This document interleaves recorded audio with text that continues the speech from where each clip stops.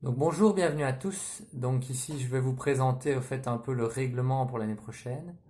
Comme vous le savez, il est en ligne sur le site de Magico Velo sur la page accueil. Mais par écrit, c'est parfois difficile de faire passer tout le règlement et de le faire comprendre. Donc je fais cette petite vidéo pour un peu clarifier les choses. Donc je vais vous passer une autre vue. Voilà. Donc pour commencer, rappelons le principe de base du jeu. Donc, le principe, c'est d'avoir 12 coureurs dans son équipe, de prendre 12 coureurs dans son équipe, 12 coureurs professionnels, donc cyclistes sur route, plus 4 réservistes. Donc, en tout, on en aura 16. Et ces coureurs, en fonction de leurs résultats sur les courses du calendrier World Tour, vont vous rapporter des points et vont vous faire du coup gagner des places dans le classement. Et donc, comment est-ce qu'ils vont vous rapporter des points? Eh bien, il y a un certain barème qui est expliqué dans la partie barème du site. Ou, par exemple, sur une course comme Liège-Bastogne-Liège, pour prendre un exemple, eh bien, par exemple, imaginons les 30 premiers coureurs prennent des points. Eh bien, si vous avez dans votre équipe des coureurs qui sont dans les 30 premiers de Liège-Bastogne-Liège, eh bien, vous allez prendre des points. Et ces points vont vous faire gagner des places dans le classement. Et donc, ces 12 coureurs, ils ne se prennent pas n'importe comment. Et donc, il va y avoir 8 catégories différentes de coureurs.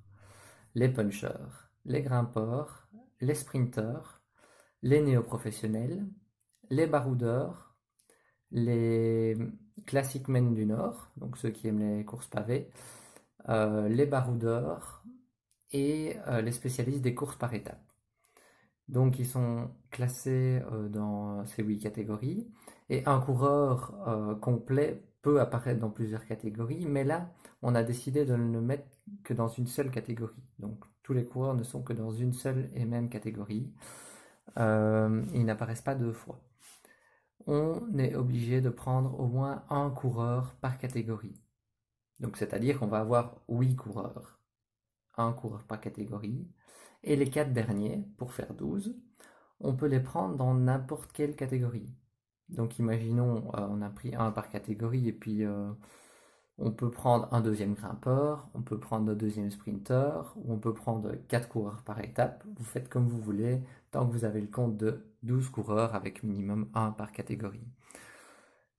Et il va falloir respecter un budget en euros. Donc vous allez avoir, par exemple, ce n'est pas encore fixé, mais certainement entre 8 000 et 10 000 euros.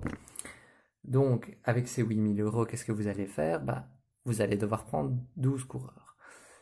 Et vous ne pourrez pas dépasser ce budget de 8 000 euros. Vous pouvez aller en dessous si vous voulez, mais vous ne pouvez pas le dépasser. Et donc, chaque coureur va avoir un prix en euros, c'est ce qu'on est en train de définir pour le moment. Et donc, vous répartissez votre argent comme vous le voulez, mais vous ne devez pas dépasser ce budget. Et par contre, les 4 réservistes, vous pouvez prendre des coureurs de n'importe quelle catégorie et de n'importe quel prix, cela n'intervient pas dans votre budget. Et à quoi vont servir ces réservistes? Justement, c'est dans la partie transfert. Donc transfert, ça veut dire que pendant la saison, une fois par mois, vous allez pouvoir changer des coureurs de votre équipe. Donc seuls vos 12 coureurs vous rapportent des points. Seulement, vous avez 3 points de transfert, les 3 PT, qui vous sont attribués chaque mois. Ces points de transfert ne sont pas cumulables, donc si vous ne les utilisez pas, vous n'en aurez pas 6 le mois suivant, vous en aurez de nouveau 3. Donc il faut les utiliser, et si on ne les utilise pas, ce n'est pas grave, ce n'est pas obligatoire, mais ils ne s'accumulent pas. Donc les transferts, à quoi vont-ils vous servir? Eh bien évidemment à changer votre équipe en fonction des courses de la saison. Par exemple, si quelqu'un est très fort en pavé mais que le reste de la saison ne le voit pas trop, c'est peut-être intéressant de le prendre pendant les courses pavées et puis de le vendre pour prendre un autre coureur spécialiste d'autres courses plus tard dans la saison. Et donc on a 3 points de transfert et à quoi servent les réservistes? Eh ben, si on veut prendre un coureur qui est parmi nos réservistes dans nos 12 coureurs, ça ne nous coûte que 1 point de transfert. Alors que on peut prendre un coureur qui ne fait pas partie de nos 16 coureurs de base, mais il va nous coûter 2 points de transfert. C'est-à-dire qu'on ne peut pas prendre 2 coureurs qui ne font pas partie de nos réservistes pour le mois suivant. Ça, c'est interdit, parce que ça coûterait 4 points de transfert et on n'en a que 3. Par contre, on peut faire 3 transferts parmi nos réservistes.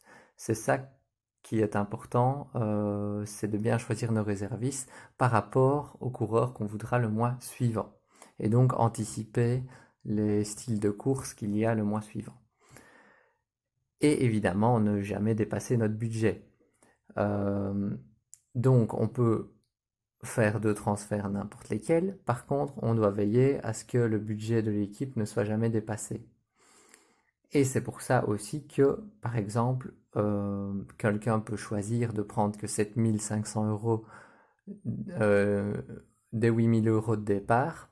Comme ça, il peut peut-être prendre un coureur plus cher le mois suivant parce qu'il a 500 de balance.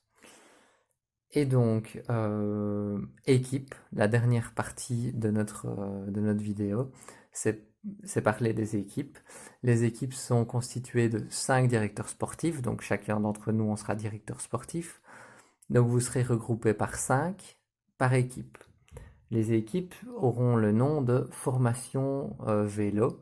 Vous avez pu l'apercevoir dans votre fichier Google de préinscription. Vous avez pu choisir 5 équipes qui vous tenaient à cœur. Et en fonction de ça, eh bien, je reprends les desiderata des 5 personnes qui font partie de l'équipe et on regarde quelle équipe est la plus plébiscitée et ce sera donc votre nom d'équipe.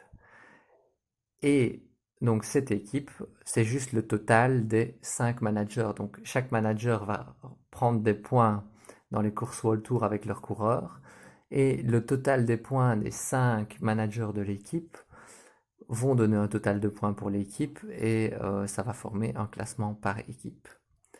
J'espère que j'ai pu répondre à toutes vos questions et si vous avez d'autres questions, n'hésitez pas à le mettre en commentaire de cette vidéo ou de me le poser par privé sur la page Magico Vélo ou sur ma page à moi. Merci, au revoir.